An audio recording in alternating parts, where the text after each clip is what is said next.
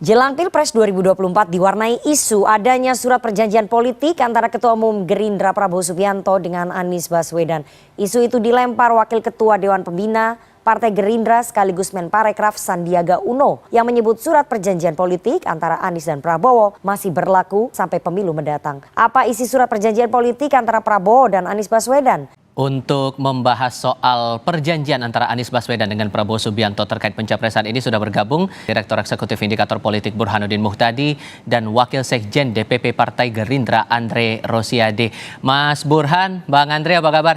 Baik, alhamdulillah. Terima kasih sudah bergabung bersama kami. Diungkit-ungkit begini emang isi perjanjiannya apa Bang Andre? Seharusnya yang hadir itu kan yang mentandatangani yaitu Mas Anies atau Bang Sandi ya.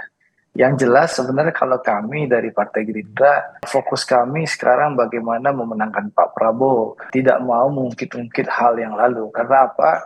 Dari dulu memang Pak Prabowo udah menyampaikan kepada kami, tidak usah kita mungkit-ungkit masa lalu. Tidak usah kita mungkit-ungkit jasa masa lalu. Itu yang disampaikan Pak Prabowo kepada kami. Tapi saya ingin sampaikan, perjanjian itu ada ya, termasuk yang disampaikan oleh Bang Sandi waktu keluar dari istana itu, bahwa perjanjian itu ya Bang Sandi merasa perjanjian itu masih berlaku sampai sekarang, sehingga beliau mendukung Pak Prabowo di kontestasi Pilpres 2024. Itu kan yang ditegaskan oleh Bang Sandi tadi sebagai salah satu yang menandatangani perjanjian itu di luar Pak Prabowo, Bang Sandi dan Mas Anies. Saya rasa lebih tepat itu yang menandatangani yang bercerita. Tapi kalau di kami, fokus kami adalah bagaimana meningkatkan aktivitas Pak Prabowo. Itu yang pertama. Yang kedua juga berulang-ulang kali Pak Prabowo menyampaikan kepada kami, kader-kader Partai Gerindra, untuk tidak mengungkit-ungkit jasa beliau maupun jasa partai terhadap seseorang. Saya nggak tahu kenapa Bang Sandi ungkit-ungkit ya. Yang jelas kalau dari kita, fokus kita hanya meningkatkan elektabilitas. Tapi memang perjanjian itu ada. Ya, nah kembali kepada soal etika dan moral seorang pemimpin, apakah memang bisa dipegang kata-katanya atau tidak, itu biarkanlah masyarakat yang menilai.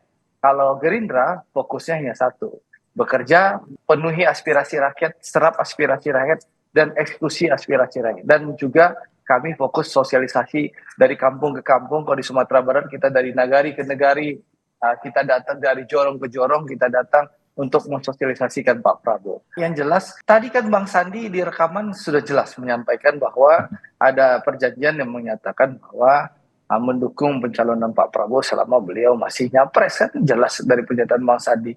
Tapi sekali lagi, silahkan Bang Sandi yang menjelaskan secara detail. Nah, tapi karena bagaimanapun juga ini kan perjanjian mungkin tidak mengikat secara hukum ya, karena perjanjian ini antara 3 orang yang ditandatangani di atas Semare, di atas materai. Tapi mungkin saja ini mengikat secara moral dan etika. Jadi kalau ada orang yang menepati janji ya silahkan masyarakat menilai bagaimana moral seseorang. Ini sekali lagi membuktikan bahwa kontrak politik yang ditandatangani oleh aktor politik itu sangat rentan untuk tidak dipenuhi. Dan saya kira Gerindra atau Pak Prabowo bukan kali pertama mengalaminya. Sebelumnya kan dulu pernah ada ya perjanjian batu tulis tahun 2009 ketika Pak Prabowo mendampingi Ibu Mega di Pilpres 2009 sebagai cawapresnya Ibu Mega. Lagi-lagi juga tidak terpenuhi. Nah, ini yang pertama. Jadi perjanjian politik itu sangat rentan tidak dipenuhi karena memang sifatnya tidak bersifat hukum tapi lebih bersifat fatsun etis. Nah, itu yang pertama. Yang kedua, terkait dengan isu ini yang perlu diperjelas adalah pertama, ada atau tidak perjanjian antara Pak Prabowo dengan Mas Anies dan Sandi. Itu dulu, ada atau tidak. Karena kan ini baru satu pihak yang mengklaimnya, yaitu Mas Sandiaga Uno yang mengaku turut menandatangani kontrak tadi. Nah, supaya lebih jelas seharusnya Mas Sandi atau pihak Gerindra itu menunjukkan barangnya ada atau tidak. Itu satu. Jadi biar tidak sekedar mengklaim. Yang kedua, kalau memang ada barangnya, isinya apa? Nah, ini untuk memperjelas perbedaan tafsir karena ada beberapa pihak yang dekat dengan Mas Anies yang mengatakan ada memang perjanjian tetapi terkait dengan Pilpres 2019 dan Mas Anies tidak maju sebagai Capres 2019. Nah, pertanyaannya, apakah perjanjian yang melarang Mas Anies maju selama Pak Prabowo maju sebagai Capres hanya di 2019 atau termasuk pasca 2019. Kalau betul Nah, ini kemudian itu kaitannya dengan Pilpres yang sekarang nih, hubungan perjanjian itu hubungannya soal pencapresan, berarti secara moral, secara etik, posisi Anies terganjal dong kalau gitu Mas Burhan. Nah, kan kita nggak bisa berandai-andai karena barangnya juga kita belum tahu. Nah, nanti kita tunggu Bung Andri Rosiade menunjukkan barangnya. Kan menurut Mas Sandi, kontraknya itu disimpan di dalam brankas. Nah, pertanyaannya kita bisa tanya satu ke Mas Anies, dua ke Mas Sandi, tiga ke Pak Prabowo, empat ada satu lagi. Mas Sandi menyebut Fadlizon yang mendraft. Jadi bisa juga menanyakan kepada Fadlizon. Kalau memang belum bersedia untuk dibongkar atau dibuka dari brankas. Tapi kalau betul bahwa ada perjanjian tersebut dan tidak hanya mengikat di 2019, tapi juga 2024, maka secara etis Mas Anies tentu akan problematik karena dia tanda tangan. Kalau betul ya, kan kita belum bisa berandai-andai sekarang karena ini baru satu versi. Versi Bung Anies paling tidak dari jubirnya, yaitu Mas Sudirman Said mengatakan tidak ada.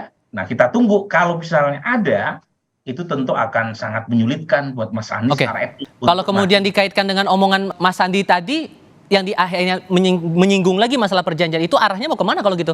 Nah, tentu ya, pertama Pak Prabowo kan mengatakan jangan menyinggung amal baik di masa lalu. Nah, tentu Pak Prabowo playing good ya, dalam pengertian beliau secara normatif kan benar mengatakan demikian. Tetapi saat yang sama ketika seorang Wakil Ketua Dewan Pembina, yaitu Sandiaga Uno, mengutip kontrak politik ini, itu artinya kan ada pihak lain juga yang coba mengingatkan kepada publik tentang kontrak tersebut. Dan menurut saya Gerindra main dua kaki. Pertama, secara normatif Pak Prabowo mengatakan jangan ungkit gitu ya, jasa baik Pak Prabowo atau Gerindra, tapi di sisi lain ada elit politik seperti Mas Sandiaga yang menunjukkan bahwa memang ada kontrak politik pun baru satu versi. Jadi lagi-lagi ini sesuatu yang sah dalam politik ya. Sekali lagi ingin mengatakan kepada publik bahwa Mas Anies terikat oleh kontrak politik tadi, tetapi sepanjang belum dibuka secara terang benderang, kita tidak tahu apakah kontrak politik itu persis mengikat hanya di 2019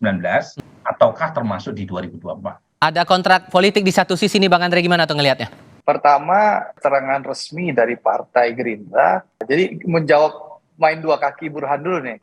Pertama, keterangan resmi dari Partai Gerindra selalu disampaikan oleh Ketua Harian atau Sekretaris Jenderal Dewan Pimpinan Pusat Partai Gerindra, yaitu Bang Dasko dan Bang Muzani ya. Nah, saya tidak tahu kenapa Bang Sandi menyampaikan hal itu. Mungkin karena beliau salah satu pihak yang berperan ikut mentandatangani, sehingga dalam podcastnya Bang Akbar Faisal, beliau mengeluarkan pernyataan itu. Jadi kita tidak ada pernah main dua kaki Bung Burhan, karena dari awal Pak Prabowo sudah menyampaikan ke kami, tidak usah diungkit-ungkit. Kalau kami mau ungkit-ungkit, tentu barang itu sudah keluar surat itu Burhan gitulah. Nah, karena Pak Prabowo melarang, tentu barang itu belum pernah ditunjukkan surat itu. Tapi saya ingin sampaikan bahwa yang ingin saya garis bawahi bahwa perjanjian itu ada dan tidak mengikat tahun 2019 saja. Jadi perjanjian itu selama Pak Prabowo menjadi calon presiden. Nah, itu yang penting Saudara Burhan ketahui gitu loh. Dan sekali lagi ini soal etika dan moral saja. Tentu tidak mengikat kepada Mas Anies ya. Tapi, sehingga konsisten ya, Pak Anies akan menepati janjinya begitu? Silakan saja. Itu kan tergantung Mas Anies mau menepati atau tidak, itu haknya Mas Anies lah. Ya, apakah Mas Anies secara moral dan etik akan melaksanakan perjanjian itu, sekali lagi itu hak politik beliau. Kami tidak bisa melarang-larang. Silahkan Mas Anies mau nyalon presiden, itu haknya beliau, mau maju silahkan, itu haknya beliau. Kami tidak ingin melarang-larang, karena pesan Pak Prabowo kepada kami, kita fokus internal saja, fokus aspirasi rakyat, dan fokus eksekusi aspirasi rakyat. Itu Mas Burhan, jadikan konklusi ini semua, gimana tuh melihatnya? Jadi lagi-lagi kalau dari sisi efektivitas, ini bukan kali pertama kontrak politik itu seringkali hanya bertepuk sebelah tangan. Karena sangat mudah buat politisi untuk memberi justifikasi atau semacam alasan, rasionalisasi mengapa kontrak politik itu dianggap tidak perlu untuk dipenuhi dan berbagai macam dalih. Tetapi secara etis tetap saja kontrak politik tersebut punya efek terutama buat publik yang menganggap bahwa politisi itu hanya bisa dipegang kalau omongannya seias kata Baik. dengan perbuatannya. Semoga Allah senantiasa menuntun kita di jalan yang diridhoinya. Aku qouli hadza, astaghfirullah li wa lakum. Wassalamualaikum warahmatullahi wabarakatuh. Terima kasih.